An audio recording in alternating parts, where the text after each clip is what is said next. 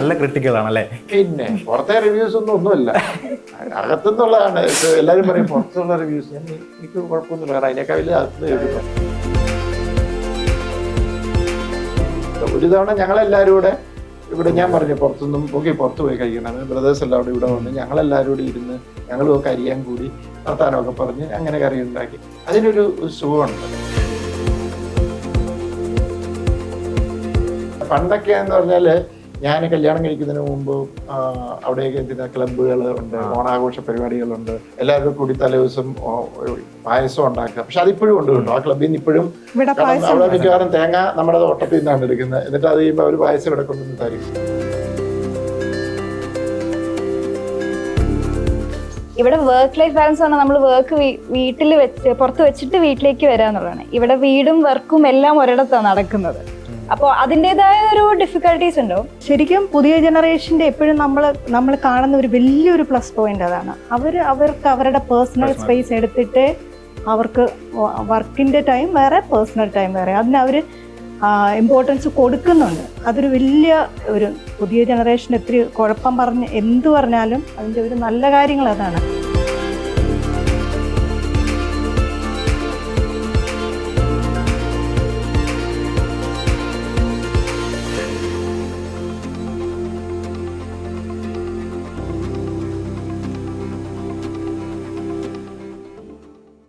ജിത്തു ജോസഫും കുടുംബമാണ് നമുക്കപ്പോൾ ഉള്ളത്. അദ്ദേഹത്തിന്റെ പങ്കാളി ലിൻഡ, മക്കൾ കാതറിൻ, കറ്റീന. കറക്റ്റ് അല്ലേ ഞാൻ പറഞ്ഞത്? ആ പേര് ഭയങ്കര പെക്യുലർ ആയിട്ട് തോന്നുന്നു. അത് എന്തെങ്കിലും മീനിങ് വെച്ചിട്ട് ആലോചിച്ച് ഇട്ടതാണോ? അല്ല, എനിക്കിഷ്ടമുള്ള പേരാ കറ്റീന. എൻ്റെ ഒരു കസിൻ്റെ യുഎസിലുള്ള ആർക്ക് കറ്റീന എന്ന് പേരുണ്ടായിരുന്നു. കറ്റീന ഇഷ്ടമാണ്, അതുപോലെ ക്യാത്തിയും ഇഷ്ടമാണ്. എനിക്ക് ഒഫീഷ്യലി കാതറിൻ എന്നാണ്, പക്ഷെ നമ്മൾ ഷോർട്ട് നെയിം ക്യാത്തി തന്നെയാണ്. അപ്പം നമ്മളിങ്ങനെ പറയുമ്പോഴും താങ്കളുടെ ഫിലിം മേക്കർ എന്നുള്ള ആ സ്പേസിലും ഇവർക്ക് കൃത്യമായിട്ട് റോളുകളുള്ള ആളുകളാണ് ഇവരെല്ലാം. അതിനെപ്പറ്റി ഒന്ന് പറയാമോ? സിനിമയിലോ? ആ സിനിമയിൽ എന്താ പറയുക, എൻ്റെ പേരൻസ് എനിക്ക് എൻ്റെ കരിയർ ചൂസ് ചെയ്യാനുള്ള സ്വാതന്ത്ര്യം തന്നു. അവർക്ക് ആഗ്രഹങ്ങളുണ്ടായിരുന്നു എന്ന് പറഞ്ഞാൽ എനിക്കും ആഗ്രഹങ്ങളുണ്ടായിരുന്നു. പക്ഷേ അവർക്ക് ഇതാണ് താല്പര്യം എന്ന് പറഞ്ഞു. അതുകൊണ്ട് ഞാനാണ് ഇവരെ എങ്ങനെയെങ്കിലുമൊക്കെ പുറത്ത് പഠിപ്പിച്ചിട്ട് കെട്ടിച്ച് പുറത്ത് ഫോറിൻ കൺട്രീസിലൊക്കെ രണ്ടുപേരും രണ്ടു വഴിക്ക് വിട്ടിട്ട് ഞാൻ ഇടയ്ക്ക് അതുവഴിയൊക്കെ ഒന്ന് വിരകാമെന്ന് ഓർത്തുകൊണ്ടിരുന്നതാണ്. പക്ഷേ ഇവരിപ്പം ഞങ്ങളുടെ ചുറ്റിലും കിടന്ന് ഈ എറണാകുളത്ത് കിടന്ന് വിരകുക. എനിക്ക് അവർക്ക് ഈ സിനിമ ഫീൽഡൊക്കെ കണ്ട് അതുമായിട്ട് പരിചയപ്പെട്ടതിന്റെ ആയിരിക്കും ആ താല്പര്യം വന്നല്ലേ? എക്സ്പോഷർ ചെറുപ്പം തൊട്ടേ ഉള്ളതുകൊണ്ട് നമ്മൾ അതിന്റെ ഒരു എല്ലാ സൈഡും കണ്ടു. അപ്പൊ അങ്ങനെ ഒരു ഇൻട്രസ്റ്റ് വന്നാന്ന് എനിക്ക് തോന്നുന്നു. പക്ഷെ എന്തായാലും വന്നു. ബെഡ് ടൈം സ്റ്റോറീസ് നിങ്ങളുടെ പ്രൊഡക്ഷൻ ഹൗസിന്റെ കാര്യങ്ങളൊക്കെ നോക്കുന്നതിന്? ഞാനാ നോക്കുന്നത്. ഞങ്ങൾക്കൊരു പ്രൊഡക്ഷൻ ഹൗസ് നമ്മളിപ്പോൾ സ്റ്റാർട്ട് ചെയ്തു. നമ്മളിപ്പോൾ ഒരു 4 ഫിലിംസ് ആയി. നുണക്കുഴി തൊട്ട് ലേറ്റസ്റ്റ് റിലീസ്ഡ് ദൃഢമായിരുന്നു. അപ്പോൾ ഞങ്ങളിങ്ങനെ ഒരു എക്സിക്യൂഷൻ കമ്പനിയാണ്. അത് ഞാനാണ്. അതിന്റെ റോൾ എങ്ങനെയാണ്? ഞാനിപ്പം എക്സിക്യൂട്ടീവ് പ്രൊഡ്യൂസർ ആയിട്ട് വർക്ക് ചെയ്യുന്നത്. അപ്പം mostly time management, people management, money management, ആ ഒരു സെക്ഷനിലേക്കാണ്. മാനേജ്മെന്റ് റോളാണ്. അതാണ് നമ്മുടെ സ്കില്ലെന്ന് നമ്മൾ മനസ്സിലാക്കുന്ന ഒരു മൊമെന്റ് ഉണ്ടാവില്ലേ? ഞാൻ അത്ര സ്കിൽഡ് ആണെന്ന് ഞാൻ ഇതുവരെ പറയില്ല. 4 പടമില്ലേ അല്ലേ? അയ്യോ, അതൊക്കെ കുറേ ഒരു വലിയ ടീമുണ്ട് ഇത് ഹെൽപ്പ് ചെയ്യാനായിട്ട്. ഞാൻ ഇപ്പോഴും പഠിച്ചുകൊണ്ട് വരുന്നേ ഉള്ളൂ. എനിക്കത് മാനേജറിയൽ റോൾ ഇഷ്ടമാണ്. എനിക്ക് ലോജിസ്റ്റിക്സും ഓർഗനൈസ് ചെയ്യാനും ഇഷ്ടം. അപ്പൊ അങ്ങനെ അതിലേക്ക് കയറിയെന്നുള്ളൂ. എന്നാലും സ്കിൽഡ് ആയിട്ടില്ല. എഴുത്തിലാന്ന് തോന്നുന്നു താങ്കൾക്ക് താല്പര്യം? എഴുത്തും പിന്നെ ഡയറക്ഷനും, അതാണ് ആഗ്രഹം. എഴുതുന്നുണ്ടോ ഇപ്പൊ ഒരു സ്ക്രിപ്റ്റ് ഞാൻ കഴിഞ്ഞു, അതിന്റെ ഏർലി സ്റ്റേജസിലാണ്. അടുത്തത് വേറെ ഒന്നും ചുമ്മാ ഇങ്ങനെ സമയം കിട്ടുമ്പോൾ എഴുതുന്നുണ്ട്. ഫാദറിന്റെ സജഷൻസ് കാര്യങ്ങൾ അങ്ങനെ മേടിക്കാറുണ്ടോ? അങ്ങനെ ഭയങ്കരമായിട്ട് ഡാഡി ഇൻവോൾവ് ആവാറില്ല. എങ്ങനെയാണെന്ന് വെച്ചാൽ ഞാൻ എന്നോട് എഴുതുക അതൊക്കെ പറഞ്ഞു കഴിഞ്ഞിട്ട് എഴുതി കഴിഞ്ഞ് ഞാൻ കൊണ്ടുവരുമ്പോൾ ഡാഡി യൂഷ്വലി ഒന്നേ കഥ കേൾക്കും, അല്ലെങ്കിൽ സ്ക്രിപ്റ്റ് വായിക്കുന്നേ. വായിച്ച് കഴിയുമ്പോൾ എല്ലാവർക്കും കൊടുക്കുന്ന പോലെ ഡാഡി ഒപ്പീനിയനും സജഷനും ഇൻപുട്ടും ഒക്കെ തരാം. ഫസ്റ്റ് എഴുതിയ സാധനം സ്ക്രിപ്റ്റ് വായിച്ചപ്പം ഫസ്റ്റ് തോന്നിയ റിമാർക്ക് എന്തായിരുന്നു? അല്ല, എന്നോട് സ്ക്രിപ്റ്റ് അല്ല, അത് എന്നോടൊരു കഥയാണ് പറഞ്ഞത്. കഥയെല്ലാം എന്നോട് പറഞ്ഞു കഴിഞ്ഞപ്പോൾ ഞാൻ ഇവിടെ വന്നു, കൊള്ളാം മോളെ, നന്നായിട്ടുണ്ട്. കാരണം ഒരു നല്ലൊരു ഫീൽ ഗുഡ്, നല്ലൊരു ഇത്. അപ്പോൾ ഞാൻ പറഞ്ഞു, അപ്പം അത്രയും ഒരു കഥ ഉണ്ടാക്കി പറയണമെങ്കിൽ അത് എഴുതാനുള്ള കഴിവുണ്ടാവണമെന്ന് സാധ്യതയുണ്ട്. അതുകൊണ്ട് ഞാൻ എഴുതാൻ പറഞ്ഞു. അപ്പം പുള്ളി എഴുതി, നമ്മളതിൻ്റെ ഒപ്പീനിയൻസ് പറഞ്ഞു. ഞാൻ പറഞ്ഞെന്നോർത്ത് അതെല്ലാം എടുക്കണം എന്നില്ല, കാരണം ഓരോ വ്യക്തികൾക്കും അവരുടേതായ കാഴ്ചപ്പാടുകളുണ്ടല്ലോ. അപ്പോൾ അപ്പം അതിനകത്ത് പുള്ളിക്ക് ഇഷ്ടമുള്ളത് പുള്ളി എടുക്കും, ഇഷ്ടമില്ലാത്ത പറയും. അപ്പം ഞങ്ങൾ വഴക്കുണ്ടാക്കും. അതൊക്കെ ഇതിനകത്തുള്ളതാ. അത് ഈവൻ റൈറ്റർ ഡയറക്ടർ തമ്മിലും തേർഡ് പാർട്ടി ആണെങ്കിലും ഒക്കെ ഉണ്ടാവും. അപ്പം എൻഡ് ഓഫ് ദ ഡേ ആ വഴക്കുകൾ ആവശ്യമാണ്, അങ്ങോട്ടും ഇങ്ങോട്ടും പറഞ്ഞു. പക്ഷെ അതിനെ ഒരു പരിധിക്കപ്പുറം ഹൃദയത്തിലേക്ക് എടുക്കുക, അങ്ങനെയൊക്കെയാണ്. അപ്പം ഞാൻ എൻ്റെ അഭിപ്രായ വ്യത്യാസം പറയും, എൻ്റെ സിനിമയിൽ ഇവർ കുറ്റം പറയും, അഭിപ്രായ വ്യത്യാസം പറയും, അത് ഇവരെല്ലാവരും പറയും, ഒരു ദാക്ഷിണ്യം ഇല്ലാതെ. നല്ല ക്രിട്ടിക്കലാണല്ലേ? പിന്നെ പുറത്തെ റിവ്യൂസ് ഒന്നുമല്ല, അകത്തുനിന്നുള്ളതാണ്. ഇപ്പൊ എല്ലാവരും പറയും പുറത്തുള്ള റിവ്യൂസ്. എനിക്ക് കുഴപ്പമൊന്നുമില്ല, കാരണം അതിനേക്കാൾ വലിയ അതിലും വലുതാണ് ഞാൻ ഇപ്പോൾ അല്ല, മേടിച്ചിട്ടുണ്ടെങ്കിൽ. ബേസിക്കലി നല്ലതല്ലേ. അവര് ഇപ്പം നമ്മൾ ചെയ്യുന്നതിനെല്ലാം പൊഴുത്തിക്കൊണ്ടിരുന്ന കാര്യമില്ല. അവർക്ക് തോന്നുന്ന കാര്യം അവർ പറയും. എനിക്ക് അതിനകത്ത് അഭിപ്രായ വ്യത്യാസമുള്ള കാര്യങ്ങൾ, എനിക്ക് എൻ്റെതായ രീതികളുണ്ടാവും, ഞാൻ എൻ്റെതായ രീതിയിൽ കൂടെ പോകും. അപ്പോൾ അതങ്ങനെയാണ്. ഇപ്പം മാം ആണെങ്കിൽ കോസ്റ്റ്യൂം ഡിപ്പാർട്ട്മെന്റിലാണത്. അതെങ്ങനെയാണ് അതിലോട്ട് എത്തിപ്പെടുന്നത്?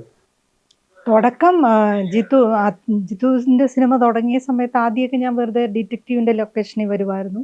മമ്മി ആൻമിയുടെ ലൊക്കേഷനിലൊക്കെ ആദ്യം ഷൂട്ട് നടക്കുന്ന സമയത്ത് വരും. അപ്പം ജിത്തുവിൻ്റെ ഒരു ഐഡിയ ആയിരുന്നു, എനിക്ക് ഞാൻ പിള്ളേരുടെയും എൻ്റെയൊക്കെ ഡ്രസ്സ് ചെയ്യും, എനിക്ക് അതിനോട് ചെറിയൊരു ഇഷ്ടം ഉണ്ടായിരുന്നു.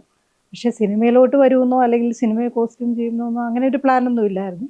പക്ഷെ ജിത്തു അന്ന് പറഞ്ഞു, കുറച്ച് കഴിയുമ്പം പിള്ളേരൊക്കെ കുറച്ചുകൂടെ ആകുമ്പം ജിത്തു ബിസി ആവും, പിന്നെ എനിക്ക് ഒന്നും ചെയ്യാനില്ലാതെ ഒരു ഇത് വരരുത്, അപ്പോൾ ഇൻട്രസ്റ്റ് ഉണ്ടെങ്കിൽ ഇതിനകത്ത് നിൽക്കാൻ പറഞ്ഞ് അങ്ങനെ ഞാൻ മമ്മി ആൻമിയിൽ കുറച്ച് ചെറുതായിട്ട് ചെയ്തു, അസിസ്റ്റ് ചെയ്തു. പിന്നെ മൈ ബോസിൽ മമതയുടെ മാത്രം ചെയ്തു. മെമ്മറീസ് ആയപ്പോൾ ഇൻഡിപെൻഡൻ്റ് ആയിട്ട് ചെയ്തു. ഓരോ കട്ടായിട്ട് സാറിനെ പരീക്ഷിച്ച് കൊണ്ടുവന്നാണോ? ഫുള്ളി കോൺഫിഡന്റ് ഉണ്ടായിരുന്നോ ഇത് കൊടുക്കാം? അല്ല, എനിക്കറിയില്ല. ഇപ്പൊ പുള്ളിക്ക് താല്പര്യം ഉണ്ടെന്നറിയാം. അപ്പൊ ഡിറ്റക്റ്റീവിൽ അതിനകത്ത് സിന്ധു മേനോന്റെ ഒരു ചുരിദാർ അന്ന് അതിന്റെ പ്രൊഡ്യൂസർ മയ്യേട്ടൻ തന്നെയായിരുന്നു എൻ്റെ കോസ്റ്റ്യൂം. അപ്പൊ ലിൻഡെ ഇങ്ങനെ പറഞ്ഞു, മയ്യേട്ടൻ അത് ചെയ്തു. അത് കഴിഞ്ഞപ്പം മമ്മി ആൻമയിൽ യാദൃശ്യമായിട്ട് വന്ന, ശരിക്കും അന്നേരം പ്ലാനൊന്നും ഇല്ലായിരുന്നു. ഒരു പ്രത്യേക സാഹചര്യത്തിൽ നമ്മുടെ കോസ്റ്റ്യൂം ഡിസൈനർ വേറെ വർക്ക് ചെയ്യുകയും സെറ്റിലില്ല. അപ്പൊ കൺഫ്യൂഷൻസ് ഒക്കെ വന്നപ്പോ പെട്ടെന്ന് ഞാൻ ലിൻഡയോട് ഒന്ന് ചെയ്യാൻ പറഞ്ഞു. അങ്ങനെ ലിൻഡ ചെയ്ത പ്രൊഡ്യൂസർക്കും വലിയ ഇതായി. അപ്പൊ പിന്നെ ഞാൻ പറഞ്ഞു, ഇപ്പൊ നിനക്ക് താല്പര്യമാണ് നീ ചെയ്യ എന്ന് പറഞ്ഞു. അപ്പൊ ഇതിന് മമതയുടെ വന്നപ്പം മമതയുടെ ഫുൾ അങ്ങ് പുള്ളിക്കാലത്ത് ചെയ്തു. ഇതിനകത്ത് മെമ്മറീസിൽ ഒഫീഷ്യലായിട്ട് ചെയ്തു. പിന്നെ നമ്മൾ തുടക്കത്തിൽ ഇതിന്റെ രീതികളൊക്കെ ഉണ്ടല്ലോ, ഈ ഡിസൈനിങ് മാത്രമല്ല ഇതിന്റെ പ്രശ്നം. സിനിമയുടെ നമുക്കിപ്പോൾ വേറൊരു കസ്റ്റമർക്ക് ഒരു ബ്രൈഡൽ ചെയ്യുന്നത് നമുക്ക് ഒത്തിരി ടൈമുണ്ട്, ഇതുണ്ട്. സിനിമയിൽ അങ്ങനെയൊന്നുമില്ല, ലാസ്റ്റ് മിനിറ്റ് ഒക്കെ ആയിരിക്കും ചിലപ്പോൾ കഥയിലൊരു ചേഞ്ചസ് വരുന്നത്. അതുണ്ട്. പക്ഷെ ഡിസൈനിങ് പോലും ചിലപ്പോൾ നമ്മൾ ഇങ്ങനെ സ്ക്രിപ്റ്റ് ഒരു ക്യാരക്ടറിന് പുതിയതായിട്ട് വരുന്നു, അത് വരുമ്പോൾ പെട്ടെന്ന് അത് പ്ലാൻ ചെയ്ത് ഡിസൈൻ ചെയ്ത് അത് ചിലപ്പോൾ ഈ അളവെടുക്കേണ്ട ആൾ ഇവിടെ ഉണ്ടാവണമെന്നില്ല. പിന്നെ അവിടെ എവിടെയാണ്, ചിലപ്പോൾ ഡൽഹിയിലായിരിക്കാം, ബോംബെയിലായിരിക്കും, ആരുടെയാണോ ഏത് ആക്ടറിൻ്റെ ആണോ, പിന്നെ അതിനുള്ള അറേഞ്ച്മെന്റ്സ് ചെയ്യുക. അപ്പം ഒരു ചെറിയ പരിപാടിയൊന്നും അല്ല. അല്ല, ഈ ജിത്തു ജോസഫ് എന്ന് പറയുന്ന ഡയറക്ടറുമായിട്ടുള്ള ഒരു കമ്മ്യൂണിക്കേഷൻ ഭയങ്കര സ്മൂത്ത് ആണോ, അതോ ഇപ്പൊ പറഞ്ഞ പോലെ തർക്കങ്ങൾ ഉണ്ടാവും അങ്ങനെയൊക്കെ തന്നെ ആയിരുന്നോ? അയ്യോ, ഒത്തിരി തർക്കങ്ങളുണ്ട്. എനിക്ക് തോന്നുന്ന വേറൊരു ഡയറക്ടറുടെ പടം ചെയ്യാനായിരിക്കാം എളുപ്പം തോന്നുന്നു. കാരണം കൂടുതൽ തർക്കങ്ങളെ ഉണ്ടാവുള്ളൂ. കാരണം നമ്മൾ വീട്ടിലുള്ള ആളല്ലേ എന്നോർത്ത് രണ്ടുപേരും ആ ഒരു പ്രിവിലേജ് എടുക്കുന്ന പോലെയായിരിക്കും സംസാരത്തിലും തർക്കത്തിലും ഒക്കെ വരുന്നത് എന്ന് തോന്നുന്നു. അതാ എനിക്കങ്ങനെയാ തോന്നിയിട്ടുള്ളത്, അല്ല തർക്കങ്ങൾ ഈസിയൊന്നുമല്ല.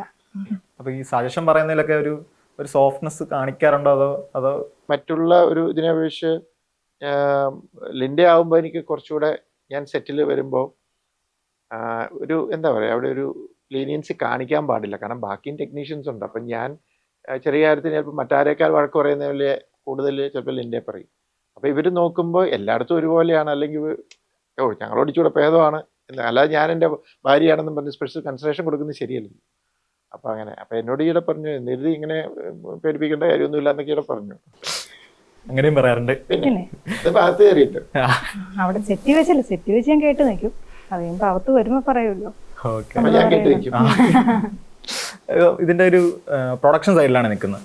അപ്പോഴും ഇങ്ങനത്തെ ഒരു നിങ്ങൾ തമ്മിലുള്ള ഒരു കമ്മ്യൂണിക്കേഷൻ ഇതുണ്ടാവില്ലേ? കാരണം ഈ ഷൂട്ട് ഡേയ്സ് ആകട്ടെ, അല്ലെങ്കിൽ ഇവർ ചിലപ്പോൾ ഒരു ഇംപ്രവൈസ് ചെയ്യാൻ വേണ്ടി ടൈം എടുക്കുന്ന അങ്ങനത്തെ പരിപാടികളൊക്കെ പോകുമ്പോൾ നമ്മൾ ഈ പ്രൊഡക്ഷൻ ചിലവ് അങ്ങനത്തെ കാര്യങ്ങളൊക്കെ നമ്മുടെ മൈൻഡിലൊരു ഊഹം കാണുമല്ലോ. അപ്പോൾ അതനുസരിച്ച് പറയാറുണ്ടോ ഇത് ഇച്ചിരി കൂടുതലാണ്, അല്ലെങ്കിൽ അങ്ങനത്തെ സജഷൻസോ അല്ലെങ്കിൽ നിർദ്ദേശമൊക്കെ കൊടുക്കാറുണ്ടോ? നിർദ്ദേശിക്കാറില്ല.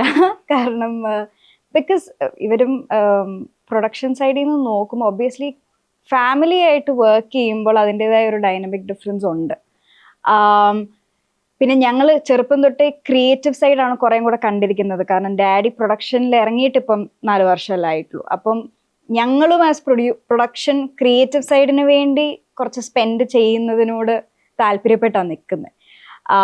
അല്ലാതെ യൂഷ്വലി ഉള്ള ഓരോ ഡിസ്കഷൻസിന്റെ സമയത്തുള്ള കോൺഫ്ലിക്റ്റ് ഉണ്ട്. അത് അമ്മ പറഞ്ഞ പോലെ തന്നെ ഫാമിലി ആവുമ്പോൾ കുറച്ചും കൂടെ ആ ഡൈനാമിക്കിൽ കമ്മ്യൂണിക്കേഷൻസ് കൂടണം. അപ്പം അതുണ്ട്. അല്ലാതെ ഇപ്പോൾ production wise very comfortable to work with ആണ് സോ ഫാർ. എനിക്ക് അങ്ങനെ പ്രോബ്ലം ഉണ്ടായിട്ടില്ല. ഇപ്പൊ ഈ ഒരു സർക്കിളിന് പുറത്തായിട്ടുള്ള പടങ്ങൾ ബെഡ് ടൈം സ്റ്റോറീസ് ചെയ്യാൻ ഉദ്ദേശിക്കുന്നുണ്ടോ? എന്താണ് അതിന്റെ ഒരു? ഞങ്ങൾ ഉറപ്പായിട്ടും പുറത്തുനിന്ന് നോക്കുന്നുണ്ട്. ഞങ്ങൾ ആക്ച്വലി ഇപ്പോൾ ആക്റ്റീവായിട്ട് കഥ കേട്ടുകൊണ്ടിരിക്കുകയാണ്. അപ്പൊ നമ്മളൊരു നല്ല കഥ കിട്ടിക്കഴിയുമ്പോൾ ഒബ്വിയസ്ലി പുറത്തുനിന്ന്. സിനിമ പ്രൊഡക്ഷനേക്കാൾ ബുദ്ധിമുട്ടാണ് കഥ കണ്ടുപിടിക്കാൻ. നിങ്ങൾ കഥ കേൾക്കുന്ന രീതി ഭയങ്കര രസമാണ്, എപ്പോഴും ഇങ്ങനെ കേട്ടിട്ടുണ്ട്. കഥ ചൂസ് ചെയ്യുന്നത്, കഥ കയ്യിലോട്ട് വരുന്ന കഥകൾ ഒക്കെ ചൂസ് ചെയ്യുന്നത് ഭയങ്കര അപ്പൊ രസമാണ്. അതൊക്കെ റീസെന്റ് ആയിട്ട് തുടങ്ങിയതേ ഉള്ളൂ. ഇപ്പം പുറത്തുനിന്നുള്ള കഥകൾ ആദ്യം കറ്റിന കേൾക്കുന്നുണ്ട്, എല്ലാവരും മാറി മാറി കേൾക്കുന്നുണ്ട്. അപ്പം അതിൽ നിന്ന് ഒരു കഥ നല്ലത് കിട്ടിയാൽ പുറത്തുള്ള പിള്ളേരെ വെച്ച് ഡയറക്റ്റ് ചെയ്യിപ്പിക്കാൻ വേണ്ടി അങ്ങനെ ഒരു ഇവിടെ ഫാമിലിയിലെ അല്ലാതെ അല്ലെ നമ്മുടെ ഗ്രൂപ്പിലെ പിള്ളേരല്ലാതെ ചെയ്യാൻ വേണ്ടി അങ്ങനെ നോക്കുന്നുണ്ട്. റീസെന്റ് ആയിട്ടാണ് സീരിയസ് ആയിട്ടുള്ള കഥകൾ പുറത്തുനിന്ന് കേൾക്കാൻ തുടങ്ങിയത്.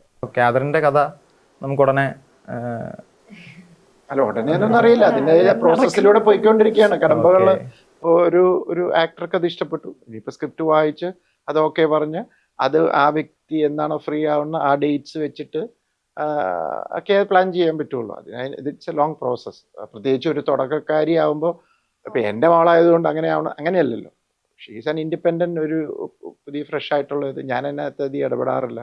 ഈയിടെ ഒരു പ്രൊഡ്യൂസറെ ചെന്ന് കാണാൻ ആയിട്ട് പോയപ്പം ഈ പറഞ്ഞ പോലെ ഞാനിങ്ങനെ ഒന്ന് ജസ്റ്റ് വിളിച്ചിട്ട് പറഞ്ഞു അങ്ങനെ മോൾ ഇതുണ്ട് വായിച്ചിട്ട് എന്താണെന്ന് പറഞ്ഞു. ഞാൻ ആ ഏരിയയിലേക്കേ പോയിട്ടില്ല. ചിലപ്പോൾ അവരുമായി സംസാരിച്ച്, ഇവർ എൻ്റെ കൂടെയാണ് പോയത്, ഇവരുമായി സംസാരിച്ച് വർക്കൗട്ട് അതിൻ്റെ ബിസിനസ്സും കാര്യങ്ങളും അല്ലെങ്കിൽ പ്രൊഡക്ഷനും ഒക്കെ സംസാരിച്ച് ചിലപ്പോൾ നടക്കുമായിരിക്കും, ചിലപ്പോൾ പ്രൊഡ്യൂസർക്ക് താല്പര്യം കുറവ് പറയുമായിരിക്കും. അപ്പോൾ അവരടുത്ത ആളെ പോകണം. അതാ പ്രോസസ്സിൽ കൂടെ പോയാലല്ലേ പഠിക്കുള്ളൂ. ഇങ്ങനെ നറേറ്റ് ചെയ്യാൻ പോയി, ഇപ്പോൾ ഒരു സ്റ്റാറിനോട് നറേറ്റ് ചെയ്തെന്ന് പറഞ്ഞില്ലേ, അപ്പോൾ നിങ്ങളുള്ള ഒരു ഫീൽ എങ്ങനെയായിരുന്നു? അതിന് മുന്നേ ഞാൻ വേറെ ആക്ടേഴ്സിന്റെ അടുത്ത് ഈ പർട്ടിക്കുലർ സബ്ജക്റ്റ് അല്ല, അതിന് മുമ്പ് വേറെ ട്രൈ ചെയ്തിട്ടുണ്ട്. അതുകൊണ്ട് എവിടെയോ അതിച്ചിരി ഒന്ന് ലൈക്ക് നമ്മളതുമായിട്ട് യൂസ്ഡ് ആയായിരുന്നു. പക്ഷെ എന്നാലും പറയുന്നത് ആദ്യം ഒരു ടെൻഷനൊക്കെ ഉണ്ടായിരുന്നു. പക്ഷെ ആ കേൾക്കുന്ന ആക്ടർ ഭയങ്കര നല്ലതായിട്ട് റിസീവ് ചെയ്തു. അപ്പോൾ എനിക്ക് പറയുന്നതും ബെറ്ററായി. അതുകൊണ്ട് അത് നല്ലൊരു എക്സ്പീരിയൻസ് ആയിരുന്നു. ഓക്കെ, നമ്മളിപ്പോൾ ഒരു ഫെസ്റ്റിവൽ സീസണിൽ ഒരു ഓണം സമയത്താണ് ഇത് നമ്മൾ സംസാരിക്കുന്നത്.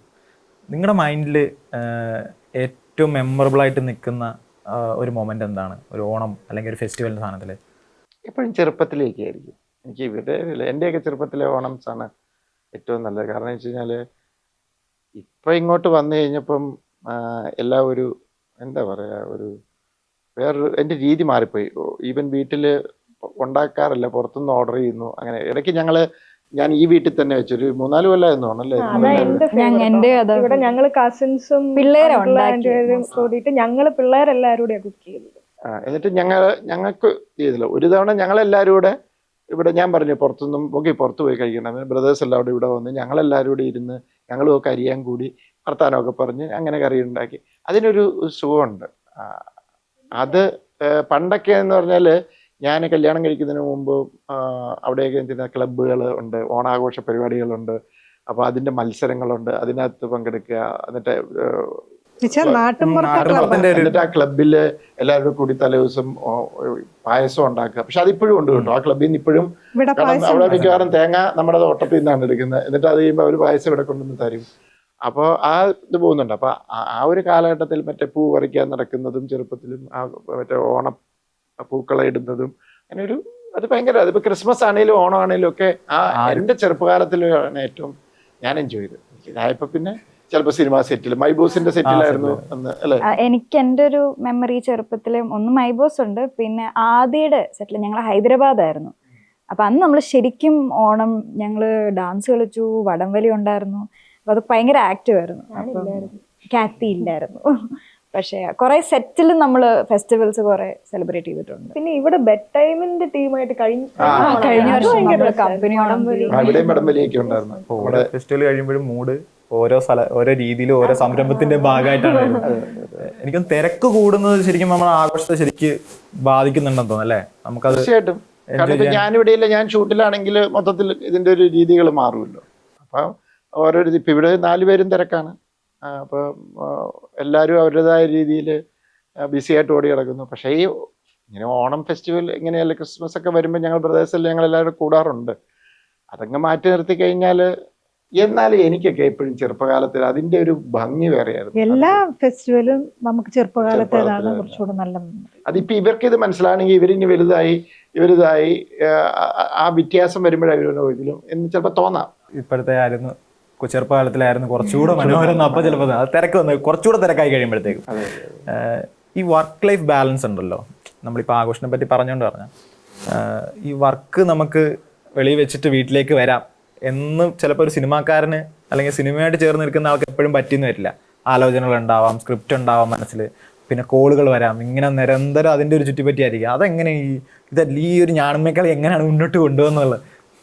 എനിക്കറിയില്ല, അതങ്ങ് സംഭവിക്കുന്നതാണ്. ഇപ്പം ചിലർ എന്നോട് പറയുന്നുണ്ട് എൻ്റെ ടൈം മാനേജ്മെൻറ്റ് ഭയങ്കര ഇതാണ്, ഞാൻ അങ്ങനെ ചെയ്യുന്നുണ്ട്, ഞാൻ അതിൻ്റെ ഇടയ്ക്ക് വേറെ പല പരിപാടികൾ കെട്ടിടം പണിയോ അതുണ്ടെങ്കിൽ അത് നോക്കുന്നു ഇത് നോക്കുന്നു എന്ന് പറഞ്ഞു. എനിക്കറിയില്ല, ഞാനതങ്ങ് മാനേജ് ചെയ്ത് പോകുന്നു. അതിനകത്ത് പ്രത്യേകിച്ച് ടൈം മാനേജ്മെൻറ്റ് നല്ല തിരക്കായിട്ടിരിക്കുമ്പോൾ നമുക്ക് ഓരോ താല്പര്യങ്ങൾ വരുമല്ലോ. ഇപ്പോൾ സിനിമ എന്ന് പറഞ്ഞാൽ താല്പര്യം, ചിലപ്പോൾ ഞാൻ ഒരിടത്തൊരു കെട്ടിടം പണിയായിരിക്കും, അപ്പോൾ അതിൻ്റെ കാര്യത്തിന് അത് അങ്ങനെ അത് ഞാനിതെല്ലാം മാനേജ് ചെയ്യുന്നു. അതിപ്പോൾ എങ്ങനെയാണ് സംഭവിക്കുന്നതെന്ന് ചോദിച്ചാൽ അതങ്ങനെ സംഭവിച്ചു പോകുന്നതാണ്. അതിനുവേണ്ടി സ്പെഷ്യലായിട്ടൊരു സ്കിൽ അങ്ങനെ ഉണ്ടെന്നൊന്നും എനിക്കറിയില്ല. എനിവേ സമൂഹം ഞാനത് മാനേജ് ചെയ്ത് പോകുന്നു, അത്രയേ ഉള്ളൂ. അതിനകത്തൊരു നമ്മുടെയൊക്കെ ഒരു ജനറേഷൻ ആണെന്ന് തോന്നുന്നു ഇപ്പോൾ കൂടുതലായിട്ട് ഈ വാക്ക് ഉപയോഗിക്കുന്ന വർക്ക് ലൈഫ് ബാലൻസിങ് എന്ന് പറയുന്നത്. നിങ്ങളെങ്ങനെയാണ് അതൊന്നും നോക്കുന്നത്? നമുക്ക് ഒരു പേഴ്സണൽ ടൈം കൃത്യമായിട്ട് വേണം, ഇവിടെ വെച്ച് സ്വിച്ച് ഓഫ് ആക്കുക എന്ന് പറയുന്ന ഒരു പരിപാടി പ്രത്യേകിച്ച് അങ്ങനെ നടക്കാറില്ല. കാരണം എന്തെന്ന് വെച്ച് കഴിഞ്ഞാൽ ഇവിടെ ഈ ഒരു സിറ്റുവേഷനിൽ ഡാഡി ഭയങ്കര മൾട്ടി ടാസ്കർ ആണ് ഇപ്പൊ പറഞ്ഞ പോലെ. പക്ഷെ ഡാഡി അത് കോൺസ്റ്റന്റ്ലി ചെയ്യും, ഡാഡി മൾട്ടിപ്പിൾ കാര്യങ്ങൾ ചെയ്യും. ഞാൻ അതിലേക്ക് എത്തിയിട്ടില്ല. ഇവിടെ വർക്ക് ലൈഫ് ബാലൻസ് പറഞ്ഞാൽ നമ്മൾ വർക്ക് വീട്ടിൽ വെച്ച് പുറത്ത് വെച്ചിട്ട് വീട്ടിലേക്ക് വരിക എന്നുള്ളതാണ്. ഇവിടെ വീടും വർക്കും എല്ലാം ഒരിടത്താണ് നടക്കുന്നത്. അപ്പോൾ അതിൻ്റെതായ ഒരു ഡിഫിക്കൽട്ടീസ് ഉണ്ടാവും. പക്ഷെ അതിൻ്റെതായ പല കാര്യങ്ങളും നമുക്ക് മിസ് ചെയ്യുന്നുമുണ്ട്. ഇത് മാനേജ് ചെയ്ത് പോകുന്നുണ്ടെങ്കിലും നമുക്ക് മിസ് ചെയ്യുന്ന ഒത്തിരി കാര്യങ്ങളുണ്ട്. അപ്പോൾ ആ ഒരു ബാലൻസിൽ അങ്ങ് പോകുന്നു എന്നേ ഉള്ളൂ. ഇതിൻ്റെതായ പോസിറ്റീവ്സും നെഗറ്റീവ്സും ഉണ്ട്. ഇതെല്ലാം ചെയ്യുമ്പോൾ നമുക്ക് കുറേ കാര്യങ്ങൾ മിസ്സാകുന്നുണ്ട്. അല്ലെങ്കിൽ ഇതിനൊരു സ്പേസ്, ഇപ്പോൾ ഈ പറഞ്ഞ പോലെ പേഴ്സണൽ ലൈഫിനൊരു സമയം വേണം, അല്ലെങ്കിൽ വർക്ക് ലൈഫ്, അത് രണ്ടും സെപ്പറേറ്റ് ആയിട്ട് പോകുന്നത് തന്നെ എല്ലാവരുടെയും ആഗ്രഹവും അതാണ്. അതിൻ്റെതായ പ്ലസ് ഉണ്ട്.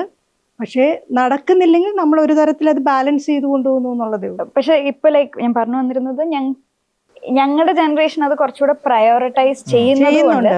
ഞങ്ങൾ ആക്റ്റീവായിട്ട് അതിന് ഇവിടെ എഫേർട്ട് ഇടുന്നുണ്ട്. ആൻഡ് അത് റിസീവും ചെയ്യുന്നുണ്ട്. ഇപ്പം ഇവരുടെ ജനറേഷൻ അത് അത്ര ഇല്ലെങ്കിലും മനസ്സിലാക്കുന്നുണ്ട് ഓക്കെ ഇവർക്ക് ആ സ്പേസ് വേണം, ഇല്ലെങ്കിൽ ഒന്നൊരു ബ്രേക്ക് വേണം എന്നുള്ളൊരു കോൺസെപ്റ്റ് ഇവിടെ ഇതാണ്. അപ്പം അതുകൊണ്ട് ഇപ്പൊ അത് ഫിഗർ ഔട്ട് ചെയ്ത് പോകുന്നു. പക്ഷെ അതൊരു വർക്ക് ഇൻ പ്രോഗ്രസ് ആണെന്നേ ഞാൻ പറയുള്ളൂ. ശരിക്കും പുതിയ ജനറേഷൻ്റെ എപ്പോഴും നമ്മൾ കാണുന്ന ഒരു വലിയൊരു പ്ലസ് പോയിന്റ് അതാണ്. അവർക്ക് അവരുടെ പേഴ്സണൽ സ്പേസ് എടുത്തിട്ട് അവർക്ക് വർക്കിൻ്റെ ടൈം വേറെ പേഴ്സണൽ ടൈം വേറെ, അതിന് അവർ ഇമ്പോർട്ടൻസ് കൊടുക്കുന്നുണ്ട്. അതൊരു വലിയ ഒരു പുതിയ ജനറേഷൻ എത്തിരി കുഴപ്പം എന്ത് പറഞ്ഞാലും അതിൻ്റെ ഒരു നല്ല കാര്യങ്ങൾ അതാണ്. ആ ഒരു അത് അതിന് മുമ്പുള്ള ജനറേഷന് അത്രയും എടുക്കാൻ, അല്ലെങ്കിൽ അങ്ങനെ ഒരു ഇതില്ലായിരുന്നു. അതൊരു നെഗറ്റീവാണ്. ഞാൻ അതിനകത്ത് കൗണ്ടർ പറയട്ടെ. ഇതെല്ലാം സിറ്റുവേഷൻസ് അനുസരിച്ച് മാറും. ഇവരിന്ന് ഈ ഫീൽഡിലേക്ക് വർക്ക് ചെയ്യുമ്പോൾ ഉള്ള സിറ്റുവേഷൻ അല്ല ഞാൻ ഈ ഫീൽഡിൽ വരുമ്പോൾ. മനസ്സിലായോ? ഞാൻ ഈ ഫീൽഡിലേക്ക് കയറാൻ നിൽക്കുമ്പോൾ എനിക്ക് അവിടെ ഇത് മാറ്റിവെച്ച് എൻ്റെ പേഴ്സണൽ ലൈഫിന് വേണ്ടി ചിലപ്പോൾ പ്രൊഫഷണൽ ലൈഫ് ഉണ്ടാവില്ല. അപ്പോൾ ഇത് ബിൽഡ് ചെയ്തെടുത്തതാണ്. നമ്മളൊരു ലൈഫ് ബിൽഡ് ചെയ്ത് ഒരുവിധം ഒരു സെറ്റപ്പിൽ എത്തി നിന്ന് കഴിഞ്ഞാൽ പിന്നെ നമുക്ക് നിന്ന് സ്വസ്ഥമായിട്ട് കളിക്കാൻ പറ്റും. ഇവർക്കൊരു പ്രോപ്പർ ഇതുണ്ട്. എന്നാലും അതിനൊരു കുറച്ച് ക്യാരക്ടറിൻ്റെ ഭാവം കൂടെ ഉണ്ട്. എങ്കിലും ഞാൻ ഈ സിനിമ ഫീൽഡിലേക്ക് വരുമ്പോൾ എനിക്ക് അങ്ങനെ ഒന്ന് കളിക്കാനുള്ള ഇതില്ല. കാരണം എൻ്റെ പേരൻസും ഞാനും ഒന്നും ഈ ഫീൽഡുമായിട്ട് ഒരു ബന്ധമില്ലാത്ത ഒരാളാണ്. കൃഷിക്കാരെ അല്ലെങ്കിൽ പൊളിറ്റീഷ്യൻ ആയിരുന്നു എൻ്റെ ഫാദർ. ഞാൻ തന്നെയാണ് ഈ എറണാകുളത്ത് വന്ന് താമസിച്ച് ഫാമിലി അവിടെയും ഇവിടെ ഇന്ന് ഈ ബന്ധങ്ങളുണ്ടാക്കി സെറ്റുകളിലൂടെ പോയി ആൾക്കാരെ മീറ്റ് ചെയ്ത് ഒരു സിനിമ ചെയ്ത് ഇപ്പം ഒരു സിനിമ ചെയ്ത് കഴിഞ്ഞിട്ട് അടുത്ത സിനിമ അതിൻ്റെ പ്ലാനിങ്, അപ്പം ഇങ്ങനെ പോയി ഇങ്ങനെ അതിൻ്റെ ആ ഫ്ലോയിലങ്ങ് ആയിപ്പോയി. പിന്നെ അവിടുന്ന് ഒന്ന് റിലാക്സ് ചെയ്ത് തിരിച്ച് ചെയ്യാന്ന് പറഞ്ഞാൽ നമ്മൾ ഈ ഇപ്പം ചിലപ്പോൾ നമുക്കൊക്കെ പറയില്ല, നമുക്ക് ഒരു ക്രേവിങ് ഉണ്ട്. എനിക്ക് കഥ പറയുക, നല്ല നല്ല കഥകൾ കാണുമ്പോൾ, ചില കഥകൾ കാണുമ്പോൾ ഇത്, ചില സിനിമകൾ കാണുമ്പോൾ ഈ സിനിമ ഇങ്ങനെ എനിക്ക് ചിന്തിക്കാൻ പറ്റിയില്ലല്ലോ, ഇത് ആലോചനയായിട്ട് നടക്കും. ഇപ്പം ചിലരെന്നോട് കഥ പറയാൻ വന്നു കഴിഞ്ഞാൽ ഞാൻ പറയും, ഇപ്പം പറയില്ല, ഞാൻ ഒരെണ്ണം എഴുതിക്കൊണ്ടിരിക്കും. കാരണം വന്നിട്ട് ഒരാളൊരു കഥ പറഞ്ഞാൽ ആ കഥ ഇങ്ങനെയാണല്ലോ, ഇതിനകത്ത് എന്തൊക്കെ ചെയ്യാം, ഇങ്ങനെ ഞാൻ പോകും. ഞാൻ അതുകൊണ്ട് തന്നെ ഒത്തിരി ആബ്സെൻറ്റ് മൈൻഡ് ഇടയ്ക്കാണ്. അതെൻ്റെ ഒരു ക്യാരക്ടറിൻ്റെ ഭാഗത്തോടെയാണ്. പക്ഷെ ഇപ്പോൾ വേണമെങ്കിൽ എനിക്കൊരു സ്പേസ് എടുക്കാം. എനിക്ക് ഞാനിപ്പോൾ ഇങ്ങനെ ചെയ്യുന്നുള്ളൂ എന്ന് വേണേൽ പറയാം. പക്ഷെ ഞാനിപ്പോൾ കുറച്ച് നാളായിട്ട് ഇതിങ്ങനെ എൻജോയ് ചെയ്തുകൊണ്ട് എനിക്കിപ്പോൾ കുറച്ചാൾ വീട്ടിൽ ഇരുന്നാൽ ചിലപ്പം ഒന്നും ചെയ്യുന്നില്ലല്ലോ എന്നൊരു ഫീലിംഗ് വരും. അതാണ്. അപ്പോൾ ഈ ഡിപ്പെൻസ്, ഓരോ സിറ്റുവേഷൻ അനുസരിച്ച് മാറും. ഇപ്പോൾ ഈ പറഞ്ഞ പോലെ ഈ ലൈഫും ഇല്ലാതെ ഇതിനുള്ള സ്പേസ് കിട്ടാതെ ഓടുന്ന പുതിയ ജനറേഷൻ പിള്ളേർ എനിക്കറിയാം. അതുകൊണ്ട് അതില്ലാതെയൊന്നുമില്ല, സിറ്റുവേഷൻസ് ആണ് ഓരോ ഇതിൽ കൊണ്ടുവരുന്നത്. ഇപ്പം പറഞ്ഞൊരു സാധനം, ഇത് ഇപ്പം ഏതെങ്കിലും കഥ കേട്ട് കഴിഞ്ഞാൽ ഇത് ഞാൻ ചെയ്തിരുന്നെങ്കിലോ, അല്ലെങ്കിൽ ഇത് നമുക്ക് ഈ ഐഡിയ വന്നില്ലല്ലോ എന്ന് തോന്നുന്നത് അടുത്ത കാലത്ത് എങ്ങനെ ഏതെങ്കിലും കണ്ടൊരു പടത്തിൽ അങ്ങനെ തോന്നിയിട്ടുണ്ട്, ഇതെനിക്ക് എന്തുകൊണ്ട് ചെയ്തില്ല, ഇത് ഞാൻ ചെയ്തിരുന്നെങ്കിൽ, എനിക്ക് ആ ഐഡിയ കിട്ടിയിരുന്നെങ്കിൽ എന്ന് തോന്നിയൊരു പടം ഏതായിരുന്നു? ഒത്തിരി സിനിമകളുണ്ട്. ഇപ്പോൾ എക്കോ, അല്ലെങ്കിൽ നമ്മുടെ പിന്നെ മഹേഷിൻ്റെ പ്രതികാരം, എനിക്ക് ഇങ്ങനത്തെ സിനിമകൾ ഭയങ്കര ഇഷ്ടമായി. ഇങ്ങനെ അതുപോലെ തന്നെ നമ്മുടെ മറ്റേ കുമ്പളങ്ങി നൈറ്റ്സ്, ഇങ്ങനത്തെ പടങ്ങൾ, അങ്ങനത്തെ ഇതുപോലെ വേറെ ഒത്തിരി ഈയിടെ ഇറങ്ങിയ കുറേ സിനിമകളുണ്ട്. ഞാനത് ചോദിച്ചത് എന്ത് രസമായിട്ട് അവരത് കഥ, അത് ഒരു ചെറിയ ചിലപ്പോൾ ഒരു ഒന്നുമില്ലായ്മയിൽ നിന്ന് ഒരു ചെറിയ കണ്ടന്റിൽ നിന്ന് അവരൊരു സിനിമ ഉണ്ടാക്കുന്നു എന്ന് പറയുന്നത് അത് ഭയങ്കര. മറ്റേ ഇത് ഭരതനാട്യം, മോഹിനിയാട്ടം എന്നൊക്കെ പറയുന്ന സിനിമകൾ, ഇതൊക്കെ കാണുമ്പോൾ നമ്മൾ ഓർക്കും. എനിക്ക് അതായത് ഹ്യൂമർ സിനിമ ഭയങ്കര ഇഷ്ടമാണ്. എന്താണ് അതിൻ്റെ കണ്ടന്റ്, ഇച്ചിരി ഉള്ളൂ. അതിൽ നിന്നൊരു സിനിമ ഉണ്ടാക്കാനാണ് ഏറ്റവും ബുദ്ധിമുട്ട്. ഇപ്പോൾ ഒരു ത്രില്ലറും ആക്ഷൻ സിനിമയൊക്കെ ചെയ്യാൻ അത്രയും ബുദ്ധിമുട്ടില്ല. മറ്റൊരു ഹ്യൂമർ സിനിമ ഒന്നുമില്ലാത്തൊരു ചെറിയ ഒരു വൺ ലൈൻ അത് വെച്ചൊക്കെയായിരുന്നു തുടങ്ങുന്നത്. അത് അത്രയും രസകരമായിട്ട് പിടിച്ചെടുത്തതെന്ന് പറഞ്ഞാൽ ഒരു ചെറിയ കാര്യമല്ല. ഞാൻ പണ്ട് മമ്മി ആൻഡ് മീ എന്ന് പറഞ്ഞ സിനിമ ചെയ്തിരുന്നു. ഇന്നും എനിക്കതൊരു പ്രിയപ്പെട്ടതെന്ന് പറയുന്നതിൻ്റെ കാര്യം അത് റിയൽ ലൈഫിൽ നിന്ന് എടുത്ത് അത് ഡെവലപ്പ് ചെയ്ത് എടുത്ത ആ കാലത്ത് ഭയങ്കരമായിട്ടും ഒരു വലിയ ആർട്ടിസ്റ്റ് ഇല്ലേ പോലും എനിക്കൊരു ഹിറ്റ് കിട്ടിയ ഒരു സിനിമ, എൻ്റെ ലൈഫിൻ്റെ ഒരു കരിയറിൽ ടേണിംഗ് പോയിന്റ് ആയിരുന്നു ആ സിനിമ. ഈ ത്രില്ലർ കോമഡി പടങ്ങൾ ഭയങ്കരമായിട്ട് എൻജോയ് ചെയ്യുന്ന ഒരാൾ, ഇദ്ദേഹം എഴുതുന്നതിൽ കോമഡിയിലോട്ടാണോ നിങ്ങൾക്ക് കൂടുതൽ താല്പര്യം, അതോ ത്രില്ലർ മൂഡിലുള്ള പടങ്ങൾക്കാണോ? നിങ്ങളൊരു പേഴ്സണൽ ഫേവറേറ്റ് വരിക കിടക്കുന്ന ഏത് സോണിൽ? ജിത്തു ജോസഫ് എഴുതുമ്പോൾ ഈ സോണിൽ എനിക്ക് ഭയങ്കരമായിട്ട് എൻജോയ് ചെയ്യാൻ പറ്റുന്നു എന്ന് തോന്നുന്നു. എനിക്ക് മെമ്മറീസ് ആണ് ഡാഡിയുടെ ഏറ്റവും ഫേവറേറ്റ് വർക്ക്. അത് ഇപ്പോൾ ത്രില്ലർ ആയതുകൊണ്ട് അങ്ങനെയൊന്നല്ല, പക്ഷെ എന്തോ പിന്നെ ദൃശ്യം അത് രണ്ടും എന്തോ എഴുതിയപ്പോൾ ഒരു വേറൊരു സാധനം ഉണ്ടായിരുന്നു. കോമഡി എനിക്ക് എഴുത്തിനൊക്കെ കൂടുതൽ അത് കണ്ടുവരുമ്പോഴാണ് അത് കുറച്ചുകൂടെ അതെനിക്കൊന്ന് സ്ക്രീനിൽ വന്നിട്ട്, കാരണം നമ്മൾ എഴുതിയത് കൊണ്ടും ഇപ്പം ഒരു ത്രില്ലറും ആക്ഷനും ഒക്കെ ഷോർട്ട് വൈസും മ്യൂസിക്കും ഇട്ട് വരട്ടിയും ഒക്കെ നമുക്ക് ആ സിനിമയെ ലിഫ്റ്റ് ചെയ്തുകൊണ്ട് വരാം. കോമഡിക്ക് അത് പറ്റത്തില്ല. പേപ്പർ എഴുതിയൊന്നും കാര്യമില്ല, ടൈമിങ് വേണം, നന്നായിട്ട് പ്രസന്റ് ചെയ്യാൻ അറിയാവുന്ന ആളായിരിക്കണം. Performance matters. അതായത് കട്ടയ്ക്ക് ഇടയ്ക്ക് നിൽക്കും, മറ്റേടത്ത് നമുക്ക് മാനേജബിൾ നേരിട്ട് പെർഫോമൻസ് വേണ്ടെന്നല്ല, പക്ഷെ കോമഡിയാണ് ഏറ്റവും ബുദ്ധിമുട്ട്. മാമിന് വർക്ക് ചെയ്യുമ്പോഴും ഏത് ടൈപ്പ് ഓഫ് മൂവീസിൽ ഭാഗമാകാനാണ് കൂടുതൽ താല്പര്യം? എനിക്ക് കുറച്ചുകൂടെ സോങ്സ് ഒക്കെ ഉള്ള ഒരു കുറച്ച് കളർഫുൾ ആയിട്ടുള്ള കോസ്റ്റ്യൂംസ് ഒക്കെ ഇടാൻ പറ്റുന്ന സോങ്സ് ഒക്കെ ഉള്ള ഒരു, ഇപ്പം പ്രേമലു പോലെയോ അല്ലെങ്കിൽ ബദ്ലഹേം കുടുംബ യൂണിറ്റ് പോലെ അങ്ങനത്തെയൊക്കെ ഉള്ള സിനിമകളുണ്ടല്ലോ. അങ്ങനത്തെ ഒരു സിനിമ ചെയ്യണം എന്നാണ് ആഗ്രഹം. സാറത് പരിഗണിക്കുന്നുണ്ടാ അങ്ങനത്തെ ഫുൾ ഓൺ ഒരു ജെൻസി വൈബ് റോം കോം പടം ചെയ്താലോന്ന്? സ്ക്രിപ്റ്റ് വേണ്ടേ? ഒരാളിപ്പോ സ്ക്രിപ്റ്റ് ആയിട്ട് ഉറപ്പായിട്ടും എന്റെ അടുത്ത് മുഴുവൻ കൊണ്ട് ത്രില്ലർ ഉണ്ട് ആൾക്കാർ വരുന്നത്. എനിക്ക് ത്രില്ലർ വേണ്ട, എനിക്ക് അല്ലാത്ത സിനിമകൾ ഇത് ചെയ്യാനറിയാം. ഞാനിടയ്ക്ക് നുണക്കുഴി സിനിമ ചെയ്തതെന്ന് വെച്ചാൽ കൃഷ്ണകുമാർ വന്നത് നെറേറ്റീവ് എനിക്കത് ഇഷ്ടപ്പെട്ടു. പക്ഷെ കുറെ ആൾക്കാർ പ്രശ്നം വെച്ചാൽ കുറെ ആൾക്കാർ ദൃശ്യം ചെയ്ത ആള് ഇങ്ങനത്തെ സിനിമ എന്തിനാ ചെയ്ത് അങ്ങനെയൊക്കെ ചിന്തിക്കുക. ഞാൻ മൈൻഡ് ചെയ്യാറുമില്ല. എനിക്ക് അങ്ങനത്തെ സിനിമകളൊക്കെ നല്ല കഥകളൊക്കെ കൊണ്ടുവന്ന തീർച്ചയായിട്ടും ഞാൻ അത് ചെയ്യും. എനിക്ക് കോസ്റ്റ്യൂം ചെയ്യുന്നതിന് കൊണ്ടാണ് ആ സിനിമകളുടെ പേര് ഞാൻ പറഞ്ഞത്. എനിക്ക് ഇഷ്ടപ്പെട്ട സിനിമകൾ എന്ന് പറഞ്ഞാൽ ഇപ്പം എക്കോ എനിക്ക് ഭയങ്കര റീസെൻ്റ് ആയിട്ട് കണ്ടതിൽ ഭയങ്കര ഇഷ്ടപ്പെട്ട സിനിമയാണ്. ഇപ്പോൾ ജിത്തുവിൻ്റെ ആണെങ്കിൽ മെമ്മറീസ് എനിക്ക് ഇഷ്ടപ്പെട്ടതാണ്. ലൈഫ് ഓഫ് ജോസൂട്ടി ഇഷ്ടപ്പെട്ടതാണ്. ആ സിനിമയൊക്കെയാണ് എനിക്ക് കൂടുതൽ ഇഷ്ടം. അങ്ങനത്തെ സിനിമ ഏത് ഇതാണെങ്കിലും എനിക്ക് സിനിമകൾ ഇഷ്ടമാണ്. പക്ഷെ ഞാൻ പറഞ്ഞ ഒരു ഡിസൈനർക്ക് കുറച്ചുകൂടെ വർക്ക് ചെയ്യാൻ, കാരണം ജിത്തുവിൻ്റെ സിനിമകളെല്ലാം കൂടുതലും ജിത്തു ചെയ്യുന്ന ത്രില്ലേഴ്സ് ആയതുകൊണ്ട് ഒന്നെങ്കിൽ പോലീസ് അല്ലെങ്കിൽ അങ്ങനത്തെ ക്യാരക്ടേഴ്സ് ആയിരിക്കും കൂടുതൽ. അപ്പം അതുകൊണ്ടാണ് ഞാൻ അങ്ങനത്തെ ഇപ്പം പ്രേമലു അല്ലെങ്കിൽ അങ്ങനത്തെ സിനിമകളിൽ നമുക്ക് കുറച്ചുകൂടെ വർക്ക് ചെയ്യാനുള്ള ഒരു ഇതുണ്ട്. സ്കോപ്പ് ഉണ്ടെന്ന് ഇത് ഇപ്പം ജിത്തു ജോസഫിൻ്റെ ഒരു സ്ക്രിപ്റ്റ് റൈറ്റിംഗ് അല്ലെങ്കിൽ സിനിമകൾ നോക്കിക്കഴിഞ്ഞാൽ ഫാമിലി എന്ന് പറയുന്നത് അതിനകത്തൊരു കോർ എലമെൻ്റായിട്ട് നിൽക്കുന്ന സാധനമാണ്. അപ്പോൾ ഈ ഫാമിലി കമ്മ്യൂണിക്കേറ്റ് ചെയ്യുന്നതും ഭയങ്കര രസമാണ്. അവർ തമ്മിൽ പരസ്പരമുള്ള സംഭാഷണങ്ങൾ സാധനങ്ങൾ ഇപ്പം ജോർജ് കുട്ടി ആവട്ടെ അല്ലെങ്കിൽ ബാക്കി ഏത് ഒരു സഹോദരനും തമ്മിലാവട്ടെ അല്ലെങ്കിൽ ഒരു അമ്മയും മോനുമായിട്ടുള്ളതാവട്ടെ ആ സംഭാഷണങ്ങൾ ഭയങ്കര രസമാണ്. ഇപ്പം മൈബോസിലെ അച്ഛനും മോനുമായിട്ടുള്ള സംസാരിക്കുന്ന രംഗങ്ങളൊക്കെ ആയിട്ട് ഈ കോൺവെർസേഷൻസ് എങ്ങനെയാണ് കിട്ടുന്നത്? റിയൽ ലൈഫിൽ നിന്ന് നമ്മൾ സംസാരിക്കുന്ന ഒരു രീതിയിൽ നിന്നാണോ അത് ബിൽഡ് ചെയ്തിരുന്നത്? കാരണം അതിനൊരു താളമുണ്ട്. റിയൽ ലൈഫ് എപ്പോഴും ഞാനിപ്പോൾ എൻ്റെ വീട്, പിന്നെ നമുക്കിപ്പോൾ എത്രയോ ഫാമിലീസിനെ അറിയാം. നമ്മളെവിടെയൊക്കെ പോകുന്നു. എനിക്ക് സഹോദരങ്ങളുണ്ട്, എനിക്ക് സുഹൃത്തുക്കളുണ്ട്. അവർ പറയുന്ന കഥകൾ, അവരുടെ വീട്ടിൽ നടന്ന സംഭവങ്ങൾ, അവിടെ നമ്മൾ ലൈവായിട്ട് കാണുന്ന സംഭവങ്ങൾ. അപ്പോൾ അങ്ങനെയുള്ള സ്ഥലത്തൊക്കെ പോകുമ്പോൾ ഇവർ തമ്മിലുള്ള അച്ഛനും മകനും തമ്മിൽ സംസാരിക്കുന്നതും ഇത് ഇപ്പം മൈബോസിനകത്തൊക്കെ എന്ന് പറയുന്നത് അതിനകത്ത് സായി ഏട്ടനും ദിലീപിൻ്റെയും ചെയ്ത ആ ക്യാരക്ടേഴ്സ് എന്ന് പറയുന്നത് അത് ഒരുപക്ഷെ എൻ്റെ ഫാദറും ഞാനുമാണ് ഒരു പരിധി വരെ. ചില കാര്യങ്ങൾ ഫാദർ MLA ആയിരുന്നു. നാട്ടിലുള്ള കല്യാണവും മരിച്ചടക്കും വന്നിട്ട് വിളിക്കും. ഇതെല്ലാം കൂടി ഇച്ചാച്ചന് പോകാൻ പറ്റത്തില്ല. ഇച്ചാച്ചൻ തന്നെ ഞാൻ വിളിക്കുന്നത്. എൻ്റെ ഇച്ചാച്ചന് ഓടിയെത്താൻ പറ്റത്തില്ല. അപ്പോൾ എന്നോട് വന്നിട്ട് പറയും, എടാ നീ ആ കല്യാണത്തിന്. അപ്പം ഞാനെന്തിനാ അവിടെ പോയി? എനിക്ക് അവിടെ ആരെങ്കിലും പരിചയമൊന്നുമില്ല. പിന്നെ ഞാൻ എന്തിനാ പോകുന്നത്? ഇത് തന്നെ ദിലീപ് പറയുന്നുണ്ട്, എന്നെ വിളിക്കാത്ത കല്യാണത്തിന് ഞാൻ പോയിട്ട് കാണിക്കണം എന്നൊക്കെ ചോദിക്കും. അപ്പം എൻ്റെ ഒരു മാനസികാവസ്ഥയുണ്ട്. അത് ഞാൻ ദിലീപിൻ്റെ ക്യാരക്ടർ മനുവിന് കൊടുത്തത്. അതുപോലെ തന്നെ പക്ഷെ അങ്ങനെ ഞങ്ങൾ ഒരു ഡയലോഗ് ഒന്നും ഉണ്ടായില്ലെങ്കിലും എനിക്ക് പണ്ടത് ഉണ്ടായിരുന്നു. പുറത്ത് വിദേശത്തൊക്കെ അവർ ഭയങ്കര സുഖിച്ച് ജീവിക്കുന്ന നമ്മുടെ ചെറുപ്പത്തിൽ ഭയങ്കര അവിടുത്തെ സ്റ്റൈലൊക്കെ കാണുമ്പോൾ പിന്നീട് എപ്പോഴും ഇങ്ങനെ ഇതിനെക്കുറിച്ച് ഡിസ്കസ് ചെയ്യുമ്പോൾ എൻ്റെ മദർ പറഞ്ഞു, എടാ അവിടെയും കഷ്ടപ്പാടും ആൾക്കാർ ഓടി നടന്ന് ജോലി ചെയ്ത് അധ്വാനിച്ച് ആണല്ലേ, അപ്പം പിന്നെ എങ്ങനെയൊക്കെ ചെയ്തു. അതിനെ ഞാൻ ഇവിടെ ഈ ക്യാരക്ടറിനെ അമ്മച്ചി പറഞ്ഞ ഡയലോഗ് ഞാൻ ഇവിടുത്തെ ഫാദർ ക്യാരക്ടറിനോട്. അങ്ങനെ നമ്മൾ ഈ റിയൽ ലൈഫ് അതിൻ്റെ രീതികളൊക്കെ ചിലപ്പോൾ മാറ്റും. അല്ല രീതി എന്ന് വെച്ചാൽ പറയുന്ന ആൾക്കാർ വ്യക്തികൾ അതൊക്കെ മാറ്റും. എന്നിട്ട് അതിനെ ചെയ്യും. അപ്പം എപ്പോഴും നമ്മുടെ ഇതിനകത്ത് ദൃശ്യം 3-ക്കകത്ത് ഈ പറഞ്ഞ പോലെ എൻ്റെ ഫാദർ എപ്പോഴും ചെയ്യുന്നതാണ് ഇങ്ങനെ മീശ ചെയ്യാനായിട്ട് ഈ ഡൈനിങ് റൂമിൻ്റെ അവിടെ വന്നിട്ട് ഇങ്ങനെ ചെയ്തുകൊണ്ടിരിക്കും. അപ്പോഴാണ് അവിടെ ഡിസ്കഷൻ കല്യാണത്തിന് മുമ്പുള്ള. അത് ഞങ്ങളുടെയൊക്കെ വീട്ടിലും 4-5 കല്യാണം നടന്നതാണ്. സ്വർണ്ണം ഇവിടുന്ന് എടുക്കണം, അവിടെ എടുക്കണം. അപ്പോൾ ഇതിൻ്റെ ഇടയ്ക്ക് എനിക്കൊരു സിസ്റ്ററേ ഉള്ളൂ. എൻ്റെ ചാച്ചൻ്റെ പെറ്റാണ് എൻ്റെ സിസ്റ്റർ. അപ്പോൾ എന്തെങ്കിലും മിനി ചേച്ചി പറഞ്ഞാൽ അതിനകത്ത് അപ്പീലില്ല. അവിടെ അമ്മച്ചിക്ക് പോലും ഇതില്ല. അപ്പോൾ അതിൻ്റെ ഇതിനകത്ത് ഞാൻ ചെയ്തത് ഇതിനകത്തൊരു കാറിനോട് ഉണ്ട്. മൂത്ത മോളെ ഒരു പ്രശ്നമാണെന്ന്.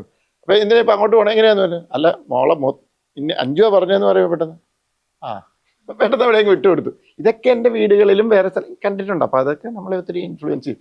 അതുപോലെ ഒരു ക്യാരക്ടർ ഇളയവള് വന്നിട്ട് കുറച്ച് ജെൻസ് ചെയ്ത് ഇതിനെ കുറ്റം പറയുന്നു.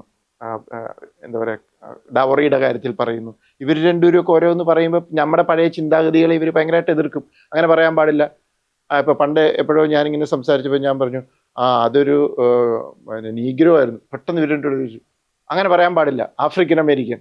ഓക്കെ, പക്ഷെ നമ്മളറിയാതെ പറഞ്ഞു പോകും. നമ്മൾ ഈ വിഷയം നമ്മൾ വേറൊരു അർത്ഥത്തിലല്ല പറഞ്ഞത്. അപ്പോൾ ഇവരിൽ നിന്ന് നമ്മളും പഠിക്കുകയാണ്. ഇതൊക്കെ നമ്മളും കാണുകയാണ്. അപ്പോൾ ഇതൊക്കെ നമ്മൾ എടുത്തിട്ട് അവിടെ ഇവിടെയൊക്കെ പ്ലേസ് ചെയ്യും. ഇതാണ് ശരിക്കും.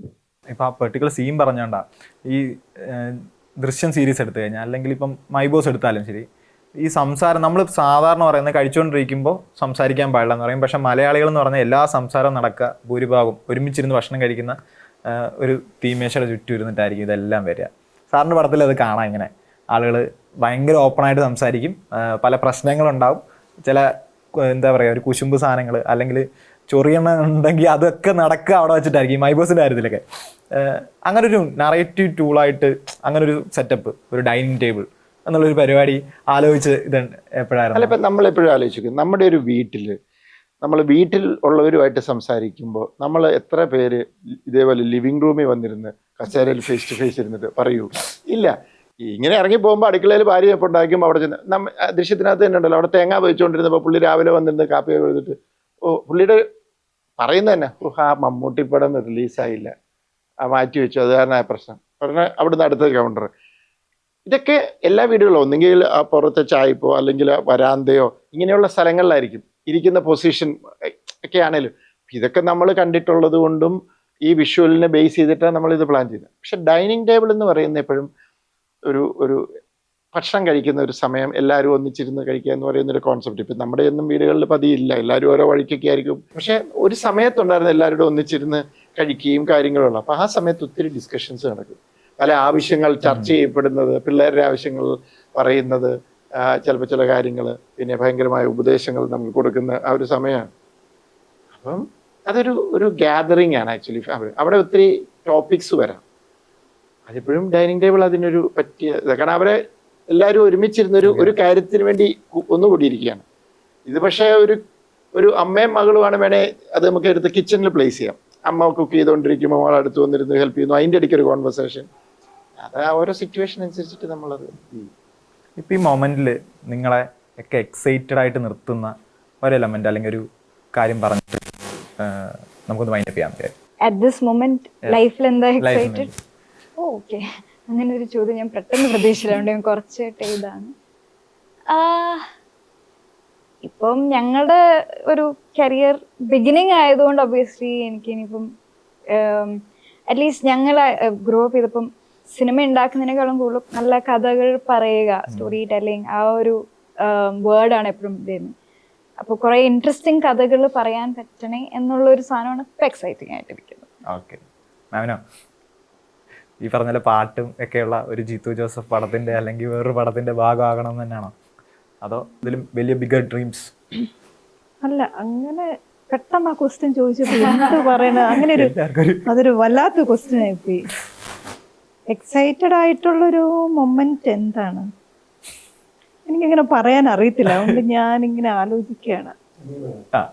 എനിക്ക് ചെയ്യാൻ ആഗ്രഹമുള്ള സിനിമകൾ ചെയ്യാൻ ആഗ്രഹമുള്ള രീതിയിൽ ചെയ്യാൻ പറ്റണം.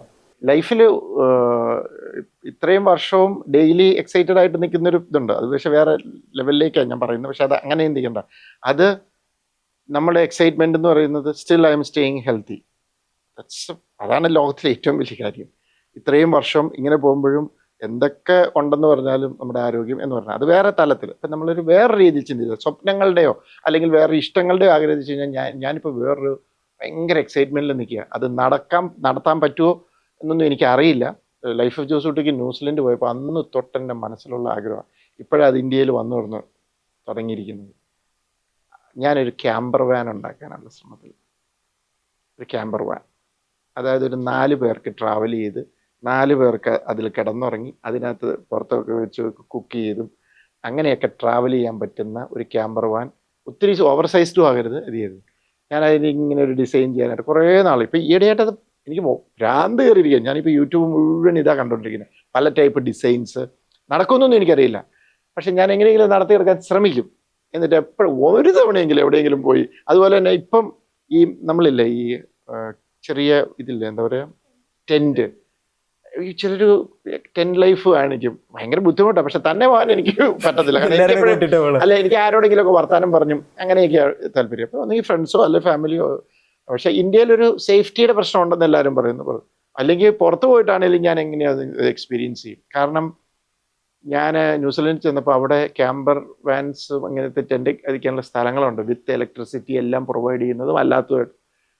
അവിടത്തേക്ക് ഞാൻ രാവിലെയൊക്കെ എഴുന്നേൽക്കുമ്പോൾ ഒരു കണ്ണിങ്ങനെ തുറന്നു നോക്കുമ്പോൾ ഒരു ലേക്കാണ് കാണുന്നെങ്കിൽ ഒരു മൗണ്ടൻ മിസ്റ്റ്, അങ്ങനത്തെയൊക്കെ ഒരു മൂഡിൽ പോയി കിടന്നുറങ്ങാൻ പറ്റുക എന്ന് പറയുന്ന സാധനമുണ്ടല്ലോ.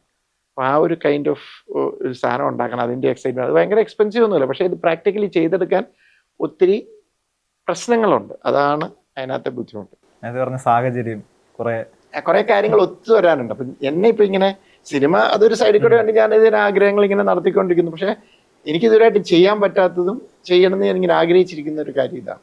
എല്ലാവരും തിരക്കഥയായിട്ട് ത്രില്ലർ സിനിമയായിട്ട് പുറകെ നടക്കുന്ന ജീത്തു ജോസഫിന് ഒന്ന് എല്ലാത്തിൽ നിന്ന് ഒരു ചെറിയ ഇതെടുത്തിട്ട്, പക്ഷെ അവിടെയും പോയി ഞാൻ എഴുതും. അത് വേറെ കാര്യം.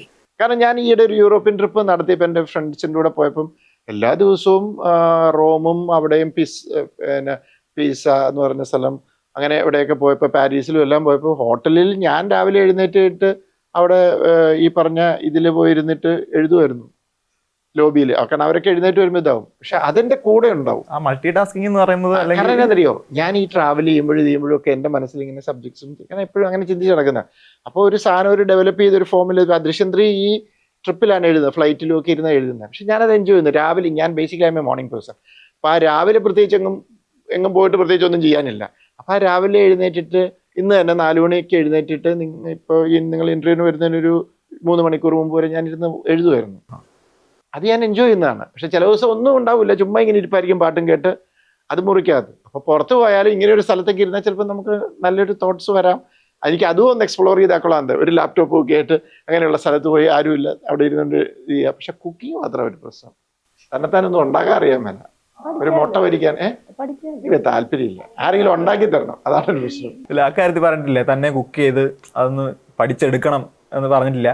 ഞങ്ങളുടെ അടുത്തോ? അല്ല, സാറിന്റെ അടുത്ത് ഓ, അത് പഠിച്ചെടുക്കാൻ പാടാണ്. അല്ല, അതൊക്കെ എന്തോ ഒരു പറയും. കേൾക്കത്തൊന്നുമില്ല. ഇവിടെ കമ്മ്യൂണിക്കേഷൻ ഉണ്ട്, നമുക്ക് ഇഷ്ടമുള്ളത് നമുക്ക് എടുക്കാം, അതാണ്. അപ്പൊ ഡാഡി അങ്ങനെ തന്നെ പറയത്തുള്ളൂ. ഡാഡിയുടെ ഒരു പെർസ്പെക്റ്റീവ് പറയും, ഞങ്ങൾക്ക് ഇഷ്ടമുള്ളത് ഞങ്ങൾ എടുക്കത്തുള്ളൂ. അത് തന്നെ അവിടെ. അതിപ്പോ ഞാൻ ഒത്തിരി കാര്യങ്ങൾ ഇവിടെ കെറ്റീനോട് ഇവരൊക്കെ പറയുന്നുണ്ട്, ഇത് കാര്യങ്ങൾ ഇങ്ങനെ ചെയ്യണം, ഇങ്ങനെ ചെയ്യുക, ഇങ്ങനെ ചെയ്യുന്നൊക്കെ പറയും. ഇവര് മനസ്സിൽ ഇയാൾ പോണാവെന്ന് പറഞ്ഞിട്ട് അവരവരുടെ വഴിക്കാൻ പോകുന്നത്. അത് പക്ഷെ അത് അവരുടെ ചോയ്സ് ആണ്. പക്ഷെ പറയേണ്ടത് എന്റെ ഉത്തരവാദിത്വമാണ്. നാളെ പറഞ്ഞില്ല എന്ന് പറയുന്നത് ഞാൻ പറഞ്ഞു. അത് ഞങ്ങൾ രണ്ടുപേരും അതെ, ഞാൻ പറഞ്ഞാണ്. അവര് പിന്നെ നമ്മളെ പറയാനുള്ളത് ഇങ്ങനെയാണ്, നിങ്ങൾ എനിക്ക് തോന്നുന്നു നിങ്ങൾ പോകുന്നത് ശരി, അതല്ല കറക്റ്റ്, ഇതാണെന്നൊക്കെ പറഞ്ഞ് എല്ലാം രണ്ടുപേരും പിന്നെ കേൾക്കും. പക്ഷെ അവര് തീരുമാനിച്ചേ അവർ ചെയ്യുള്ളൂ. പക്ഷേ എവിടെയെങ്കിലും ഇപ്പം ഇങ്ങനെ ഈ പറയുന്നതിൻ്റെ ഇപ്പം നമ്മളോടാണെങ്കിലും പണ്ട് നമ്മളോട് പേരൻസ് പറഞ്ഞത് നമ്മളെല്ലാം കേട്ടിട്ടില്ലെങ്കിലും ഏതെങ്കിലും ഒരു പോയിന്റിൽ നമുക്ക് ചില കാര്യങ്ങൾ അതാണോ കറക്റ്റ്, ഇങ്ങനെ പറഞ്ഞിട്ടുണ്ടായിരുന്നല്ലോ, നമുക്ക് അത് തോന്നും. അതിനുവേണ്ടിയാണ് ഇങ്ങനെ ഇവരെല്ലാം ചെയ്യുമായിട്ടില്ല, നമ്മൾ പിന്നെയും പറയും. അവസാനം എല്ലാ പ്രാവശ്യം പറയുമ്പോഴും ഞാൻ അവസാനിപ്പിക്കുന്നത് ദിസ് ഇസ് ലാസ്റ്റ്, ഇനി ഞാൻ പറയത്തില്ല, ഇത് ഞാൻ നിങ്ങളോട് ലാസ്റ്റ് ആയിട്ട് പറയുന്ന അഡ്വൈസ് ആണെന്ന് പറഞ്ഞാൽ ഞാൻ എന്നും നിർത്തുന്നത്. എന്നിട്ട് ഒരു 10 ദിവസം കഴിയുമ്പോൾ ഞാൻ വീണ്ടും തുടങ്ങും. ഇത് തന്നെ എൻ്റെ അമ്മച്ചി പറയായിരുന്നു, ഞാൻ കോലടിച്ചിട്ടു ഇനി ഞാൻ പറയാലെന്ന്. പക്ഷെ കുറച്ച് കഴിയുമ്പോൾ കോല് മുറി കൂടും, എന്നിട്ട് വീണ്ടും ഓടിക്കും. ഇതൊക്കെ ഇതിനകത്തുള്ള. ഇപ്പൊ ഈയിടെ തന്നെ ഇവര് കുറെ നാളായിട്ട് ഇവർ രണ്ടുപേരും കെറ്റീന പറഞ്ഞൊരു കാര്യമുണ്ട്, ഒരു ഫാമിലിക്കകത്താണ് ബിസിനസ് നടക്കുന്നത്.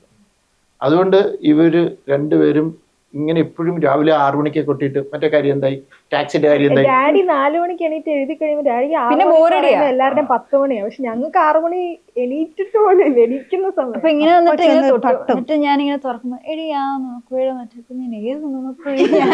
എഴുതിട്ടുള്ളൂ. എനിക്ക് അത്രയും ഇതില്ല. പിന്നെ അത് പക്ഷെ പറഞ്ഞു, പിന്നെ ഡാഡി 6 മണിക്ക് പറ്റില്ല. പക്ഷെ ഡാഡിക്ക് അത് ലൈക്ക് ഇതൊരു നമ്മൾ ശീലിച്ച കാര്യങ്ങൾ മാറ്റാന്നുള്ളതേ ഉള്ളൂ. ആ ഒരു പ്രോസസ്സാണ്. ഇനി ഇപ്പൊ ചെയ്യാറില്ല. അല്ല, പിന്നെ അത് കഴിഞ്ഞപ്പോ ഞാൻ ശ്രമിക്കാൻ രാവിലെ എഴുന്നേറ്റ് എന്റെ എഴുത്ത് കഴിഞ്ഞു 7:30 കഴിയുമ്പോൾ ഞാൻ ഫ്രീ ആയി. എനിക്കാണ് ഇവിടെ കിടക്കുന്നത്, ഇവളോട് ഒരു കാര്യം കമ്മ്യൂണിക്കേറ്റ് ചെയ്യണം. കാരണം എനിക്ക് വേറെ പിന്നെ ചിലപ്പോൾ മറന്നു പോകും. അവസാനം ഞാനിങ്ങനെ എന്നിട്ട് ഇപ്പൊ ഞാൻ നോക്കും, ഒരു 9 മണി കഴിയുമ്പോൾ പോയി മുട്ടും. പുള്ളി നേരത്തെ എഴുന്നേക്കില്ല. പിള്ളേരെ മാത്രമൊന്നുമല്ല, ജിത്തു പലരെയും വിളിക്കും, കോൺട്രാക്ടറെ അവരിവരെ. അപ്പൊ ഞാൻ ജിത്തു പറയും, ജിത്തു 6:30 ആയിട്ടുള്ളൂ, അവരൊന്നും എഴുന്നേറ്റിട്ടില്ല, എന്തിനിപ്പോഴേ വിളിക്കുന്നേ? അപ്പൊ പിന്നെ കുറച്ചു നേരം ഒരു 7:30 ആവുന്നുള്ളൂ. എന്നിട്ട് കാണുന്ന ആൾക്കാരെയൊക്കെ വിളിക്കും, അവരൊന്നും എഴുന്നേറ്റിട്ടേ കാണുകയല്ല. സാറിന് എന്തായാലും നേരത്തെ തുടങ്ങിയല്ലോ, തുടങ്ങിയിട്ട് ഇപ്പൊ 3 മണിക്കൂറായി, ബ്രേക്ക്ഫാസ്റ്റും കഴിഞ്ഞു, അതും കഴിഞ്ഞു. അപ്പൊ ഇതെന്താണ് എല്ലാരും എഴുന്നേക്കാത്തെന്നുള്ളു. ഇപ്പം എല്ലാരും ഇപ്പം രാവിലെ എഴുന്നേക്കും. പക്ഷെ രാവിലെ എഴുന്നേറ്റാൽ പോലും അവർ നടക്കാൻ പോയി, അത് ചെയ്ത് കഴിഞ്ഞ് അപ്പം ഞാൻ നോക്കുന്നത് തന്നെ എഴുന്നേറ്റല്ലോ, ഇനി സംസാരിക്കാമല്ലോ. പക്ഷെ അവർ റെഡി ആയിട്ടില്ല, അവരുടെ ഓഫീസ് ടൈം തുടങ്ങുന്നേ ഉള്ളൂ. അത് കാരണം ഇപ്പൊ ഭയങ്കര ഒരു അക്ഷമനായിട്ടിരിക്കും. എങ്ങനെയാണ് 10 വേണം പരിപാടി കാര്യങ്ങൾ ചോദിക്കാൻ. പക്ഷെ ഞാൻ സൊല്യൂഷൻ കൊടുത്തു. ഞാൻ പറഞ്ഞു ഡാഡി മറക്കും, അത് ഇതാണ് കാരണം ഡാഡി പെട്ടെന്ന് മറന്നു. അപ്പോൾ ഇമ്പോർട്ടൻറ്റ് കാര്യം. അപ്പം ഞാൻ പറഞ്ഞു ഡാഡി ഒരു കാര്യം, എനിക്ക് വാട്സാപ്പിൽ വോയിസ് മെസ്സേജ് ഇട്ട് വെച്ചേരെ, പക്ഷെ നേരിട്ട് പറയണം എന്നുള്ളൊരു അത് ഇവരെ ശീലിച്ചതിൻ്റെ. അതിപ്പം ഞാനും ഇപ്പം നാളെ ശീലിച്ച് നാളെ എൻ്റെ പിള്ളേരുമായിട്ട് ഇതേ സാധനം തന്നെ റിപ്പീറ്റ് അടിക്കുമെന്ന് അറിയാം. പിന്നെ ഈ രാവിലെ എണീക്കുന്ന ഐ തിങ്ക് ഒരു ചെറിയ മറ്റേ കർഷക കുടുംബം ശീലം പാസ് ഓൺ ചെയ്തെന്നൊരു സാധനമാണ്. കാരണം ഞങ്ങളും രാവിലെ ഇപ്പോഴേക്കും ഇവര് ഒരു സമയത്ത് ഇവര് കോളേജിലൊക്കെ പോയി തിരിച്ചു വരുന്ന സമയത്ത് ഇവര് ഉണ്ടായിരുന്നു 12 1 മണിക്ക് കിടക്കുക, എന്നിട്ട് എഴുന്നേക്കുന്ന 10 11 അങ്ങനെയായിരുന്നു. അപ്പൊ അതെന്തോ ഒരു അൺഹെൽത്തി ആയിട്ട് എനിക്ക് തോന്നിയുണ്ട്. ഞാൻ പതുക്കെ ഇപ്പോഴും നമ്മൾ ഇച്ചിരി ഒരു സ്നേഹവും കുറച്ചൊരു ശാസ്ത്രയും ഇങ്ങനെയല്ലേ ഉള്ളൂ. നമ്മൾ കട്ട് ആൻഡ് റൈറ്റ് ആയിട്ട് എതിർത്താൽ ചിലപ്പോൾ ഇവര് അങ്ങനെ പറഞ്ഞ് ഇവരെ ഞാൻ തിരിച്ച് രാവിലത്തേക്ക് ആൾക്കാരാക്കി. ഇവർ രണ്ടുപേരും രാവിലെ എഴുന്നേക്കും, ഇവർ രണ്ടുപേരും എഴുന്നേക്കും. ആ കാര്യത്തിലൊക്കെ ഇതാണ്. അങ്ങനെയാണ് നിങ്ങളുടെ ശീലങ്ങൾ, അങ്ങനെയാണ് നിങ്ങളുടെ വിശേഷങ്ങൾ ഒക്കെയാണ്. അപ്പോൾ നിങ്ങൾക്ക് എല്ലാവർക്കും ന്യൂസ് മലയാളത്തിൻ്റെ ഓണാശംസകൾ. Thank you.